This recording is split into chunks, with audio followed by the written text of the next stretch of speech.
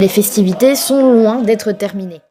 Le PSG a été sacré champion de la Ligue des Champions pour la première fois de leur histoire. Le PSG a gagné la Coupe de France. Le PSG a gagné la Ligue 1. Le PSG est tout simplement trop fort cette saison. Franchement, l'équipe de Luis Enrique est inarrêtable. C'est une très très belle équipe cette saison qui a réussi à gagner sur le score de 5-0 l'Inter Milan en finale de Ligue des Champions, qui rapporte la première étoile sur le maillot. Je suis très contente pour le PSG. Encore une fois, salut à tous. J'espère que tout sera bien. Donc aujourd'hui, nouvelle vidéo, tout simplement, on s'intéresse au mercato idéal du PSG. Donc on sait très bien que le PSG a déjà une magnifique équipe. Une très très belle équipe sous Luis Enrique avec énormément de très très bons joueurs et de talents, mais je pense qu'il y a quand même 2-3 trucs à améliorer dans l'équipe. Après, bien sûr, par rapport à d'autres équipes, il y a quasiment rien. Il y a quasiment que des joueurs sur le banc. La rotation a amélioré, je pense, principalement parce que franchement, l'équipe titulaire du PSG est inarrêtable. C'est la meilleure équipe au monde pour le coup. Enfin, la meilleure équipe d'Europe devant le Real Madrid, devant le Barça, devant l'Inter.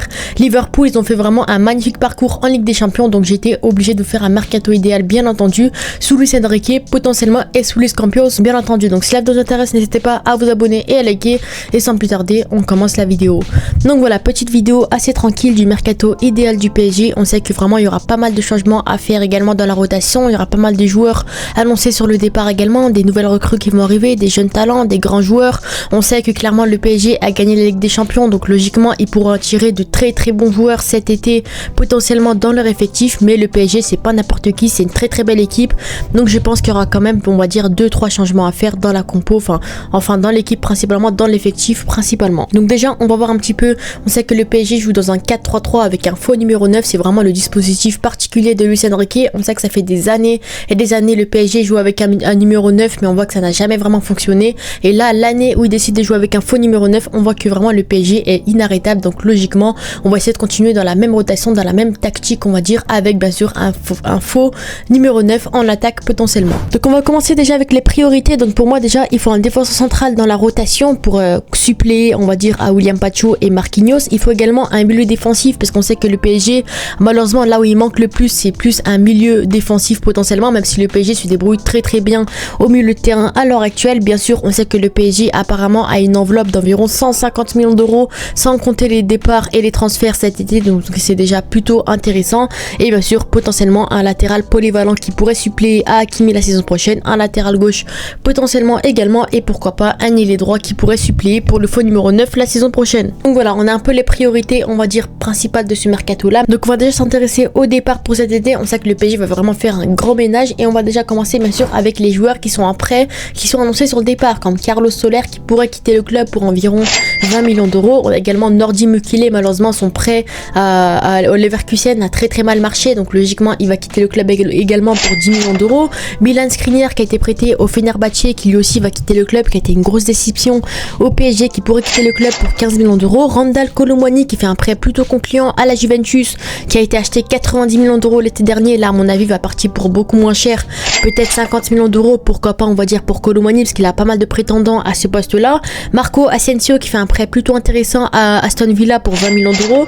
Renato Sanchez, malheureusement la pépite éternelle, ça a été compliqué, l'éternel espoir déchu, malheureusement c'était vraiment très très compliqué sa carrière, donc à mon avis pour 4 millions d'euros. Ilyes Ousni qui fait un prêt vraiment dégueulasse au Havre, qui pourrait quitter le club pour 4 millions d'euros. Presnel Kimpembe que moi j'annoncerais sur le départ, malheureusement on sait que c'est un vaillant, c'est un guerrier du PSG, ça a toujours été un joueur présent pour le PSG, mais pour moi malheureusement là ça fait 3-4 saisons qu'il n'a pas fait de saison complète au PSG, qui n'a même pas joué un seul match à cause des blessures. Donc moi en plus il a un salaire plutôt élevé, on va dire, donc pour moi je préférais couper le contrat de Kimpembe, le mettre libre, et voilà, juste on n'en parle plus, juste fin de contrat automatique comme ça, le libérer, on va dire, du PSG, qui puisse se relancer ailleurs, voilà, tranquillement, sans pression, peut-être en Arabie Saoudite, au Qatar, peu importe, mais en tout cas Kimpembe, pour moi l'histoire avec le PSG doit être terminée cet été. Ensuite bien sûr Kang In Lee, pour moi, qui devrait quitter le club. On sait que c'était un joueur qui a été plutôt intéressant sur ses débuts, après dans la rotation c'était plus ou moins moyen, on voit que malheureusement il n'a pas vraiment le niveau de la Ligue des Champions et du PSG entre guillemets. Donc pour moi Kang In Lee, malheureusement je pense qu'il doit être vendu pour environ 30 millions d'euros. Ça peut déjà être une somme intéressante pour le talent coréen. Donc voilà, le PSG déjà juste sur les ventes peut récupérer environ 140 millions d'euros, 150 millions d'euros, donc c'est déjà plutôt intéressant. Donc on voit que le PSG, l'enveloppe plus les départs, ça fait déjà 300 millions d'euros, donc c'est déjà une enveloppe très très intéressante, on va dire, pour le mercato à venir pour le PSG. Donc on va commencer déjà avec la compo enfin du PSG. On commence au niveau des gardiens de but, et là pour moi il n'y aura pas vraiment de rotation. rotation. Gianluigi Donnarumma qui est très sous-coté cette saison, il fait une campagne énorme en Champions League, c'est l'un des meilleurs gardiens. Il a encore fait un clean sheet contre l'Inter Milan, donc certes il n'y avait pas beaucoup de tirs, mais il a quand même fait une parade plutôt intéressante sur la fin de match. Donc Donnarumma, pour moi clairement je le garde dans les cages, on peut pas trouver mieux à meilleur prix on va dire sur le marché des transferts. Donc clairement Donnarumma je le conserve au PSG. Bien sûr Safonov dans la rotation, pour moi Safonov est vraiment intéressant dans la rotation. Peut-être qu'il aura plus de temps de jeu la saison prochaine dans les Coupes de France ou peut-être certains matchs de Ligue 1 sans enjeu particulier. Et bien sûr pour moi Arnaud Tenas, je préfère l'envoyer en prêt parce qu'on sait que le PSG a énormément de très bons gardiens de but. En plus apparemment ils vont signer un nouveau gardien de but très bientôt. Donc pour moi Arnaud Tenas c'est un joueur qui a besoin de temps de jeu, c'est un jeune talent, donc pour moi je préfère le prêter en Ligue 1 par exemple, qui puisse s'adapter, qui puisse continuer à jouer un petit peu, à progresser etc. Et pourquoi pas le vendre ou le conserver la saison prochaine. Mais Arnaud Tenas pour moi je préfère le prêter cet été et prendre un joueur, un gardien de but chez les Titi comme troisième gardien potentiellement. Et on passe maintenant bien sûr à la compo, aux joueurs sur le terrain qui vont se battre sur le terrain. Et on commence avec le poste de latéral droit et bien sûr on a Achraf Hakimi, très bon, légende du PSG bien entendu, qui a gagné la Ligue des Champions avec le PSG, qui a tout fait, qui est le premier joueur de l'histoire du PSG à mettre un but en finale de Ligue des Champions, qui est vraiment excellent, qui est le défenseur qui a le plus de goal assist, on va dire, qui a plus de stats en une seule saison. Donc clairement Achraf Hakimi, l'éternelle légende du PSG, et j'ai pas peur de le dire, très grand joueur bien entendu. Et bien sûr je le conserve au poste de latéral droit. À mon avis il va clairement rester au PSG, donc moi je le conserve bien entendu. Dans la rotation on a Yoram Zagué que pour moi je préfère garder dans la rotation, qui avait quelques minutes de jeu cette saison. Il y a également Boli qui était plutôt intéressant, c'est un Titi également qui pourrait assurer dans la rotation, mais ça c'est pas assez fort.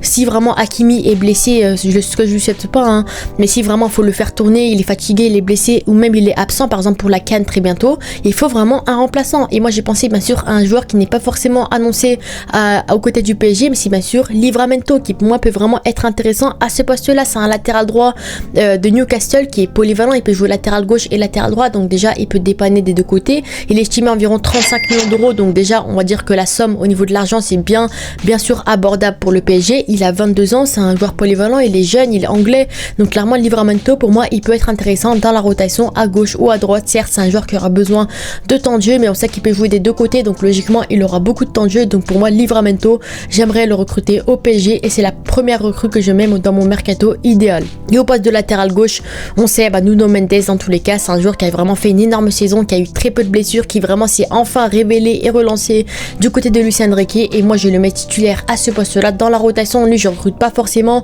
voilà, on aura déjà Livramento potentiellement, on a Lucas Hernandez qui peut dépanner également, on a Beraldo au pire des cas qui peut dépanner à ce poste là. Donc pour moi faut pas faire une recrue supplémentaire à ce poste là. Nuno Mendes, au pire des cas on a pas mal de joueurs, donc clairement voilà, Nuno Mendes, Hakimi, la paire peut vraiment être excellente. Et on passe maintenant à la défense centrale et c'est là où il va y avoir des travaux bien entendu. Donc bien sûr moi je garde Marquinhos parce que bon voilà, j'en vois beaucoup qui annoncent Marquinhos sur le départ, qui veulent le vendre je sais pas quoi. Marquinhos tant qu'il a le niveau il va rester au PSG, c'est un patron, c'est un capitaine, il a l'expérience, c'est une légende du PSG. Donc Marquinhos je le conserve au PSG, je le garde au PSG. Je comprends pas les gens qui veulent le vendre pour rien alors qu'il n'a rien, il est toujours aussi bon au haut niveau, il a que 30 ans pour un défense central, c'est vraiment très bon. Donc clairement Marquinhos moi je le garde au PSG tant qu'il est bon, tant qu'il vraiment il assure, tant que lui il veut rester au PSG, c'est le capitaine etc. Donc pour moi Marquinhos je le garde au PSG. Après bien sûr je le mets aux côtés de William Pacho qui est vraiment très bon, grande révélation du PSG, qui a été recruté l'été dernier, qui est vraiment très bon, qui fait une très belle paire avec Marquinhos. Et bien sûr les paires de défenseurs centraux en général faut les garder des années et des années, les deux là ça fait qu'une saison qu'ils jouent ensemble, les deux là ils sont très bons, les deux là ils ont apporté la finale de Ligue des Champions, les deux là ils ont apporté la Ligue des Champions. Donc clairement la paire Marquinhos-William Pacho je la conserve à 100% titulaire au PSG. Après c'est au niveau des remplaçants où là il va y avoir des changements on va dire. Donc dans tous les cas il y a Beraldo logiquement qui est plutôt bon dans la rotation, qui peut dépanner de temps en temps, Lucas Hernandez également qui peut dépanner, mais moi il faut vraiment des remplaçants, il faut vraiment recruter des joueurs vraiment de classe mondiale à ce poste là. Ça y est, le PSG a gagné la Ligue des Champions, ça y est, ils sont plus la même image qu'avant, c'est vraiment une vraie équipe maintenant tenante du titre en Champions League. Donc vraiment tous les grands joueurs seront plus intéressés par rejoindre l'équipe, et moi je penserais déjà à un potentiel changement pour Marquinhos d'ici les années à venir potentiellement, parce que Marquinhos voilà c'est un très bon joueur, mais pour les années à venir il faudra lui trouver un remplaçant, et moi je penserais bien sûr à Ibrahima Konaté. Donc voilà, dans la rotation je mettrai un Ibrahima Konaté, de temps en temps il met Marquinhos sur le banc pour tester William Pacho, Ibrahima Konaté. On sait qu'Ibrahima Konaté c'est un joueur très bon, qui a fait une superbe saison encore une fois du côté de Liverpool, international français, qui est estimé à environ 60 millions d'euros. Donc certes faudra vraiment lâcher le chèque pour se l'offrir, environ 60-70 millions d'euros, mais lui c'est c'est un joueur vraiment très bon, international français, comme ils aiment la cellule de recrutement du PSG. Il a 1 an de la fin de son contrat et il veut toujours pas prolonger à Liverpool, donc logiquement il devrait quitter le club cet été. Et c'est un joueur qui est vraiment très bon. Pour moi, ce sera vraiment l'après Marquinhos potentiellement. Donc bien sûr je garde Marquinhos, mais bien sûr je mets Ibrahima Konaté dans la rotation, qui pourrait jouer également sur le terrain de temps en temps. Donc franchement pour moi Ibrahima Konaté, ça peut être la recrue idéale en défense centrale potentiellement pour le PSG. Après bien sûr il y avait une autre recrue qui était annoncée sur les papiers du PSG potentiellement, Ordonez apparemment, du club de Bruges, qui peut être intéressant également. Il a que 21 ans, c'est un joueur qui est très physique, très bon, qui est international équatorien. Donc au niveau de l'adaptation au PSG, on sait qu'il a son coéquipier William Pacho, équatorien également. Voilà, il a l'expérience de la Ligue des Champions avec le club de Bruges. Il est estimé environ 27 millions d'euros. Donc apparemment c'est le meilleur défenseur Luis Enrique compatible au PSG. Donc pour moi Ordonez potentiellement je le recruterai au PSG. En plus le Campos, il est parti voir pas mal de matchs du club de Bruges. Ordonez était sur les papiers du club du PSG pardon, donc clairement je préférerais le recruter également, ça peut être intéressant. Et bien sûr au pire des cas dans la rotation on a un Titi Axel Tap qui a 17 ans, un Titi de la rotation qui peut également assurer au pire des cas pour avoir un peu de temps de jeu de temps en temps par-ci par-là. Donc voilà, on a enfin fini la défense, je vous ai présenté les joueurs que je voulais. On passe maintenant bien sûr au milieu de terrain comme vous le savez, et c'est là où il y aura quand même un grand changement avec bien sûr une grosse recrue à ce poste là. On va commencer avec le poste de numéro 6 potentiellement, et moi personnellement voilà, certains mettraient João Neves, mais moi João Neves je préfère le voir en tant que numéro 8. Donc moi André Santos je le recruterai à ce poste là de numéro 6. J'ai pensé à lui pour moi comme étant la recrue idéale du PSG à ce poste là. André Santos, il a que 21 ans, c'est un jeune talent qui a fait 2 saisons, qui fait 2 grosses saisons à Strasbourg, donc il connaît très bien la Ligue 1. C'est un milieu défensif principalement, c'est son vrai poste. Il est international brésilien, apparemment il devrait rejoindre Chelsea pour la Coupe du Monde des clubs, mais apparemment il devrait quitter le club après cette Coupe du Monde là, donc logiquement il va quitter le club. Et c'est un national brésilien, donc il est estimé environ 80 millions d'euros, donc vraiment faudra lâcher le chèque pour se l'offrir, ça va être très cher. Mais je pense que vraiment André Santos est vraiment la recrue idéale à ce poste là. Donc certains diront Bruno Guimaraes, vous savez très bien que Bruno Guimaraes ne va jamais quitter Newcastle, donc franchement moi André Santos c'est vraiment la pépite idéale à ce poste là. En plus il a annoncé sur le départ côté Chelsea, donc pour moi ça peut vraiment être la recrue idéale. Dans la rotation bien sûr on a Gabriel Moscardo qui devrait faire son retour en prêt du Stade de Reims, donc voilà, en plus Stade de Reims qui est relégué en Ligue 2, donc c'est plus compliqué. Donc voilà, Gabriel Moscardo, milieu défensif, 19 ans, brésilien également, qui peut assurer dans la rotation pour progresser sous Luis Enrique potentiellement. Et au pire des cas si le PSG n'arrive pas à recruter André Santos, j'ai pensé à un tout autre joueur qui pourrait vous surprendre, c'est bien sûr Thomas Partey de Arsenal, le fameux Thomas qui avait joué contre le PSG. Donc apparemment il va être libéré cet été, il va partir du club librement cet été. Il a 31 ans, il est expérimenté, donc Ligue des Champions, championnat, il connaît tout. Certes il connaît pas forcément la Ligue 1, mais pour moi vu son niveau il peut largement s'adapter. C'est un très bon joueur, international ghanéen, Arsenal, donc clairement Thomas Partey à ce poste là. En plus le PSG on sait qu'ils ont vraiment besoin d'expérience à ce niveau là, à ce poste là, donc clairement Thomas Partey pour moi peut faire la paire au pire des cas si jamais on n'arrive pas à recruter André Santos. Et après bien sûr les autres milieux de terrain, les deux numéro 8, bien sûr la fameuse paire Vitinha João Neves qui fonctionne très bien, donc moi je les conserve titulaires. João Neves qui a vraiment été une surprise cette saison, très bon joueur encore une fois, qui est une nouvelle recrue, qui a que 19 ans et qui s'est imposé comme un très bon milieu de terrain à ce poste là. Dans la rotation je conserverai Fabien Ruiz bien entendu, voilà, qui est également une surprise, qui a été titulaire en finale de Ligue des Champions. Franchement Fabien Ruiz il est souvent critiqué, mais pour moi clairement en tant que dans la rotation il peut vraiment être très intéressant.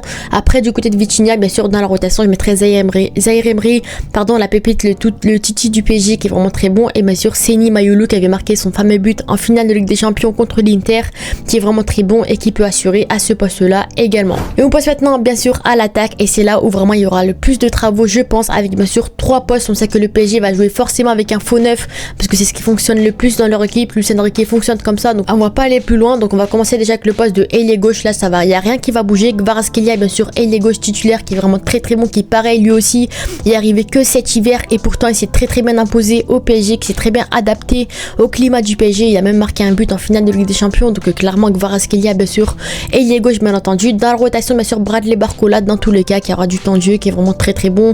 Bradley Barcola qui a été élu parmi les meilleurs joueurs de Ligue 1 cette saison, c'est un grand talent également, qui est vraiment très bon. Donc Barcola à ce poste là dans la rotation. Et au poste d'ailier droit c'est là où ça va vraiment bouger bien entendu, donc je mettrai bien sûr Désiré Doué titulaire ailier droit, parce que Désiré Doué pour moi franchement c'est vraiment une pépite.